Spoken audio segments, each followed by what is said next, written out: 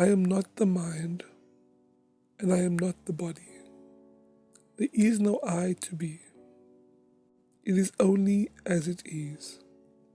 The I is an illusion. Why am I afraid of being seen? But I am not. It is all an illusion. The pain we experience or think we are experiencing when there is no thing to experience. The only way this works is life just happens and we apply feelings to it for an experience. But it is just happening and nothing is happening. We go unconscious and feel as if we are trapped in our minds and think we are these thoughts. But these thoughts are different aspects of other thoughts created in a story to understand more thoughts. One thing I had to realize was that if all the world is mental, and every touch, taste, feeling, or any kind of sensation is processed through the mind, then we aren't living, because every sensation is an electromagnetic force from our nerves to our brains, and even then, is there even any nerves or brain? No, because nothing is here, and this is just the illusion of the false self. I know that even trying to explain this is a paradox because explaining it makes it a thing. I encourage you to take what I say, or what anyone says about this, and don't listen with your ears. Just let it be, and realize there is no you to listen to this, or this video. There is no video. This video is just part of the illusion for the illusionary self to shed.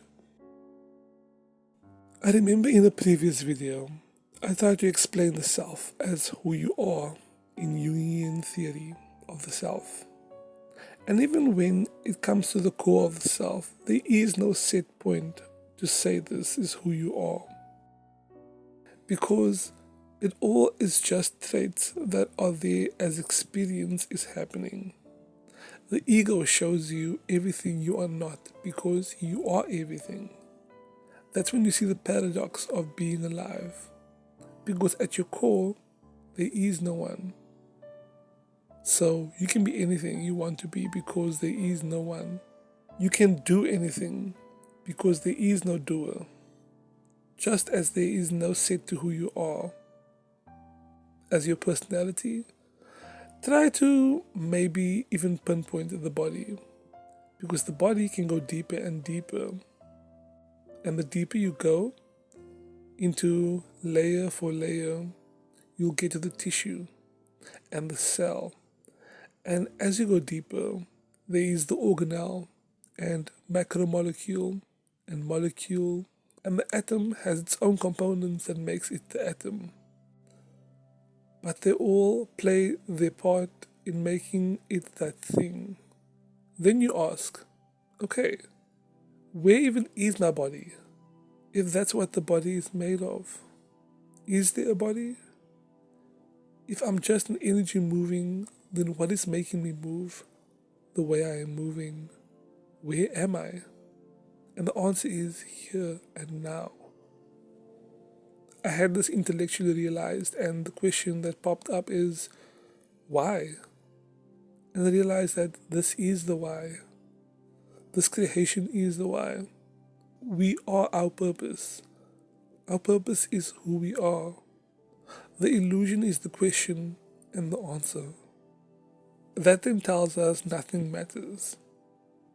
Everything matters because we are here to experience this individual. But we don't have to suffer because it's not real.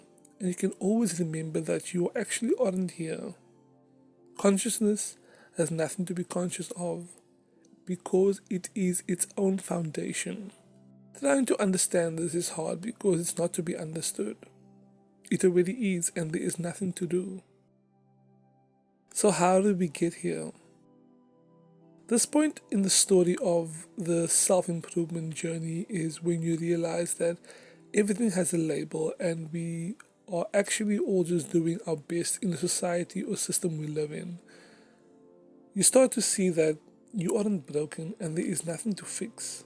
that does not mean we neglect ourselves, but we realize that we are already where we need to be within ourselves, and that the now is all there is. There is no you to improve. You cannot be healed because you aren't broken.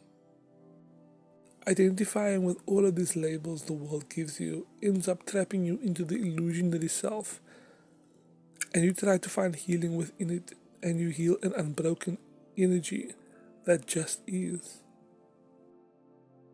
And anything that makes you feel anything is just part of the identity that wants to experience it and make it part of it, make it personal.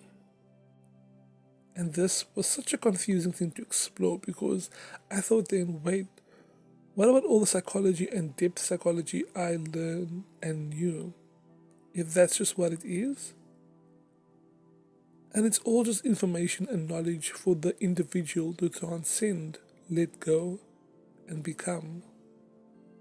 All of these things are just mental tools for you to find yourself through it and realize that you transcend all of it. If you are experiencing it all from a mental point of view, then where are you really? If you can't even pinpoint where you are, but is that all? This makes things so much easier, but also put things into perspective because that's all there is. Your perspective and finding a more positive or higher perspective because everything is meaningless. And if you are going to live with meaning, then might as well make it a more positive experience. But being peaceful is your natural state. That's the baseline for being the awareness, not being your thoughts, and only being aware of them, and not partaking in the story the mind creates. I used to think every thought or feeling was there for a reason, and yes, it's always showing you what you are not. I try not to decipher everything that pops into my head because sometimes it's things I've already dealt with, but the mind has so many random thoughts, and I'm supposed to pretend that they are all productive and not trying to keep me in this body. Your ego is always trying to validate itself, and if you aren't conscious of it, you will self sabotage to prove itself right, or whatever the unconscious believes, and keep you in a state where you believe these things about yourself. Because whatever you believe, you are becoming and forms.